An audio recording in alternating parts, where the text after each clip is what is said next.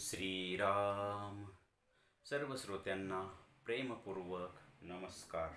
श्रोते हो, आपण स्वामी विद्यानंद यांच्या भावार्थ रामायण संक्षिप्त या ग्रंथाच्या आधारे निर्माण झालेला मला भावलेले भावार्थ रामायण अर्थात आत्मपरायण हा ग्रंथ आपण पाहत आहोत. आज युद्धकांडातील अध्याय 6वा, शिष्टाईसाठी अंगदाचे जाणे. ओम श्रीराम. श्रीरामांची वानरसेना व रावणाची राक्षस सेना यांचे भयानक युद्ध सुरू होते. रक्ताचे पाट वाहू लागतात. हे पाहून कोमल हृदयी श्रीरामांच्या हृदयात बोच निर्माण होते. ते विचार करतात की एका व्यक्तीसाठी म्हणजे सीतेसाठी अपार सैनिक मारणे उचित आहे का? मग ते सभा बोलवतात व युद्ध थांबवून शिष्टाई करावी असे नमूद करतात. मग सर्वानुमते अंगदास शिष्टाईस पाठवतात. तेव्हा श्रीराम प्रभू अंगदास सांगतात की तू आता साम दाम दंड व भेद या नीतीचा वापर करून ही शिष्टाई यशस्वी कर. मग अंगद रावण सभेत शिष्टाईस येतो. तिथे रावण अंगदाचा अपमान करतो. तेव्हा अंगदही तसेच प्रत्युत्तर देऊन आपल्या सेफ्टीचे सिंहासन करून त्यावर बसतो. आता साधकाच्या दृष्टीने पाहू. इथे साधकाचे आत्मस्वरूप सद्गुरू म्हणजेच श्रीराम विचार करतात की त्या परमशांतीच्या म्हणजेच सीतामातेच्या प्राप्तीकरता आपण आपल्या शिष्यांच्या अंतरंगात ही साधनारूपी शुद्धीकरण प्रक्रिया सुरू तर केलेली आहेच, परंतु या शुद्धीकरण प्रक्रियेस हे जे अशुद्ध अहंकारासहित म्हणजे रावणासहित काही घटक सहयोग देत नाहीत, त्यांचा विनाशच करावा लागणार आहे. तेव्हा हे योग्य आहे का? मग हा विनाश थांबवता येईल का? या अशुद्ध मंडळींचे शुद्धीकरण करून त्यांना उत्क्रांत करता येईल का? मग ते आत्मस्वरूप सद्गुरू संधियोग करण्याकरिता सत्कर्मास म्हणजेच अंगदास त्या अशुद्ध अहंकाराकडे पाठवतात. अर्थात हा अशुद्ध असलेला अहंकार त्या सत्कर्माचा हा प्रस्ताव धुडकावून लावतो व त्याचा अपमान करतो. मग ते सत्कर्म देखील तोडीस तोड उत्तर देऊन आपल्या तत्वरूप म्हणजे सेफ्टी रूप सिंहासनावर विराजमान होते. खरेच आपण हा अध्यात्म प्रवास त्या आत्मसुखाच्या प्राप्तीकरता करत असतो, परंतु आपल्यातीलच अशुद्ध असलेला अहंकार आपल्यातील अशुद्ध मनाच्या माध्यमातून हा प्रवास पूर्ण होऊ देत नाही. सतत काहीतरी अडथळे, संकटे, दुःख, यातना निर्माण करून हा अध्यात्म प्रवास थांबविण्याचाच प्रयत्न करत राहतो व आपल्याला आत्मसुखास वंचित करत असतो. परंतु तरीही साधकाने न घाबरता न थांबता आपल्या सद्गुरूवर प्रबळ निष्ठा ठेवून पूर्ण समर्पित होऊन अनन्य शरणागत राहून आपली गुरुप्रणीत साधना करत राहावी. मग ते कृपाळू सद्गुरू आपल्यावर कृपेची उधळण करत सहजरित्या आपल्याला उचलून घेतील व आपल्या हृदयात घेऊन आत्मसुख प्राप्त करवून आनंद स्वरूप करतील. हेच त्या सद्गुरूंचे महान असे श्रेष्ठत्व आहे. आता आपण याचे थोडक्यात सार पाहण्याचा प्रयत्न करूया. कथेत श्रीरामांची वानरसेना आणि राक्षसांचं तुंबळ असं युद्ध सुरू झालंय. रक्ताचे पाट वाहू लागलेत आणि हे पाहून कोमल हृदय असलेल्या श्रीरामांना त्यांच्या हृदयात बोच निर्माण होते आणि मग ते युद्ध थांबवून शिष्टाई करावी का हा विचार करतात. मग सगळ्यांच्या सर्वानुमते अंगदास ते शिष्टाईस पाठवतात. अंगद रावणाच्या सभेत शिष्टाईस येतो, परंतु रावण त्याचा अपमान करतो. मात्र अंगदही आपल्या शेपटीचं सिंहासन करून त्यावर बसतो आणि रावणाला तोडीस तोड उत्तर देतो. ही कथा. आता हीच कथा साधकाच्या दृष्टीने कशी, तर साधकाच्या या अध्यात्म प्रवासामध्ये साधकाचे आत्मस्वरूप सद्गुरू विचार करतात की त्या परमशांतीच्या प्राप्तीसाठी आपण शिष्याच्या अंतरंगात गुरुप्रणीत साधनारूप शुद्धीकरण प्रक्रिया तर सुरू केलेलीच आहे, परंतु या प्रक्रियेला या अशुद्ध अहंकारासारखे अनेक घटक विरोध करतायत. तर मग आता त्यांचा विनाश केल्याशिवाय पर्यायच नाही, कारण त्याशिवाय साधकाच्या अंतरंगात ही परमशांती प्रस्थापित होणार नाही. पण ते आत्मस्वरूप सद्गुरू असाही विचार करतात की आपण यांना समजावून सांगून पाहू की बाबा त्यांचा विनाश नको आणि हे जे युद्ध आहे अंतरंगामध्ये हे थांबवता येईल का, आणि या अशुद्ध मंडळींचं शुद्धीकरण करून त्यांना उत्क्रांत करता येईल का, म्हणजेच या अशुद्ध अहंकाराला शुद्ध करून त्याला वैश्विक स्तरावर नेता येईल का. कारण हा जो अशुद्ध अहंकार जर शुद्ध झाला ना आणि तो वैश्विक जर झाला, म्हणजे हे विश्वच मी आहे म्हणजे ईश्वर आहे असं जर तो करू लागला तर या विश्वाचं कल्याण होईल.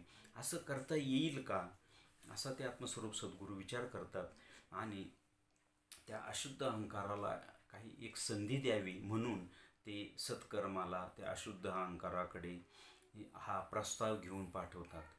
परंतु मुळात अशुद्ध अहंकाराला ही परमशांती नकोच आहे ना. ती परमशांती हवी आहे, परंतु कशा स्वरूपात हवी आहे. मी शुद्धीकरण करणार नाही, मी आत्मस्वरूप सद्गुरूंना शरण जाणार नाही, माझ्या अहंकाराच्या बळावर मी तिला प्राप्त करेन, हा त्याचा अशुद्धपणा आहे ना. आणि त्या बळावर तो मिळवण्याचा प्रयत्न करतो, म्हणून तो ह्या सत्कर्माचं हा प्रस्ताव धुडकावून लागतो. आता सत्कर्म म्हणजे काय की शुद्ध कर्म, चांगले करणे, साधना करणे, भक्ती करणे, सद्गुरूंना शरण जाणे, सद्गुरूंची सेवा करणे, अध्यात्म करणे, आपल्यासोबत अनेक जणांना अध्यात्मात घेऊन येणे, ही सत्कर्म आहेत ना.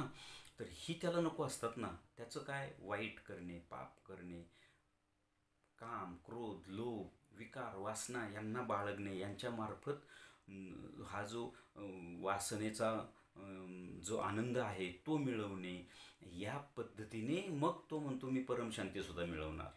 त्याला हा शुद्धीचा मार्ग नको आहे, त्याला अशुद्धीचा मार्ग हवा आहे. खरंच हे इथे खाली म्हटलं आहे की हे आपण हा जो अध्यात्म प्रवास करतो ना, हा कशा करतो आत्मसुखाकरता.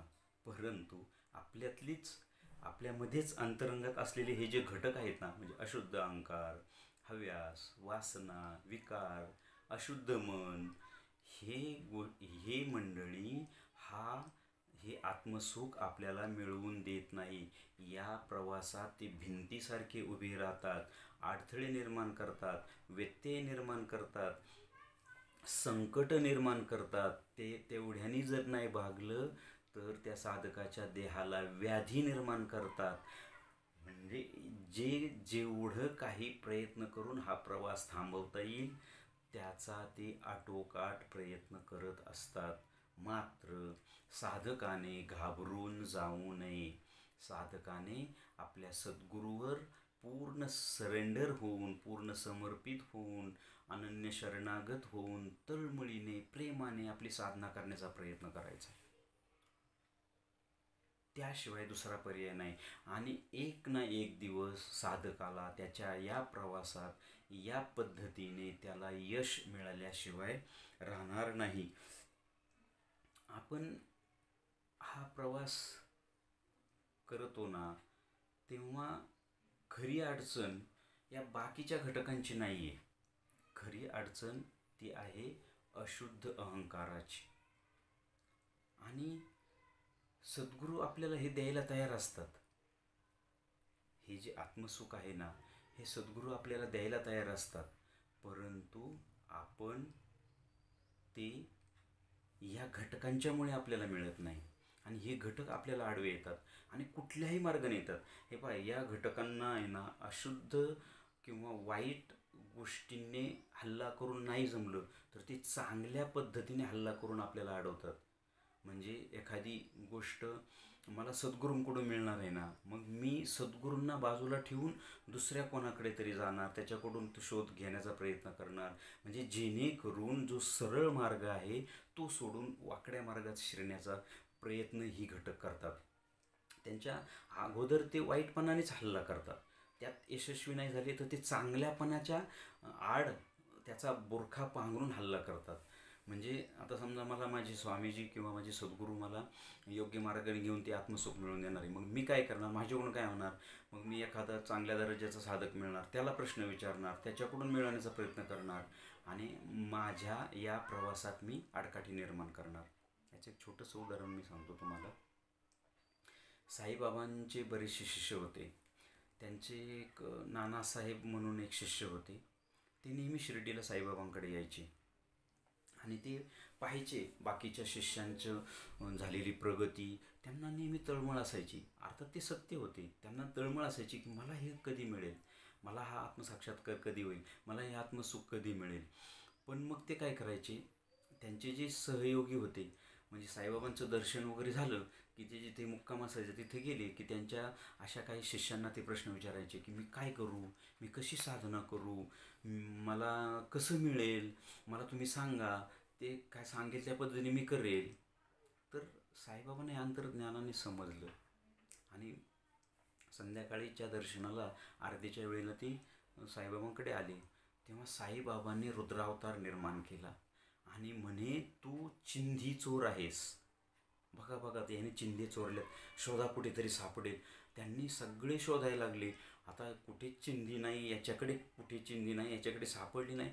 लोकांना ह्या चिंधी चोराचा अर्थच कळला नाही. ते गांगरून गेले आणि मग सगळ्यांना शिव्या शाप देऊन सगळ्यांना हाकलून दिलं.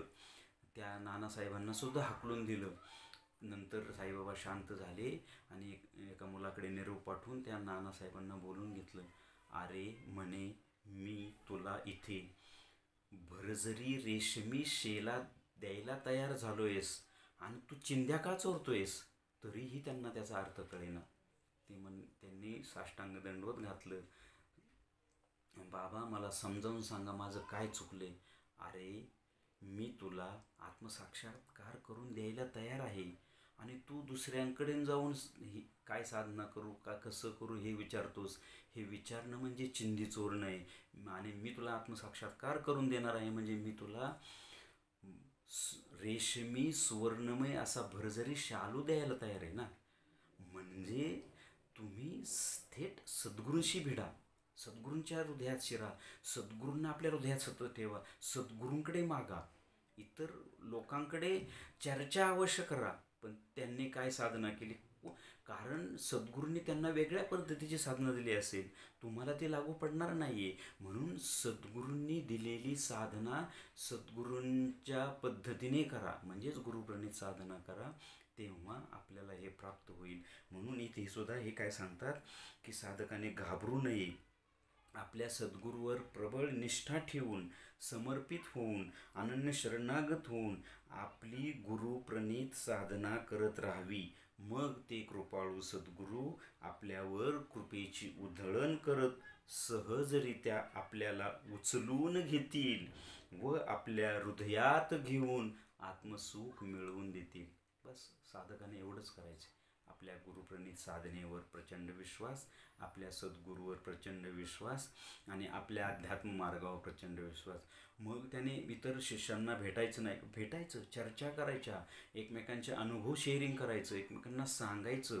परंतु तो ज्या पद्धतीने साधना करतोय त्यापेक्षा मला माझ्या सद्गुरूंनी सांगितली त्या पद्धतीने आपण आपली साधना करावी. ह्याच्या अध्यायाचं सार आहे असं मला वाटतं. श्रीरामार्पणमस्तु. हरिओम तत्सत. ब्रह्मार्पणमस्तु.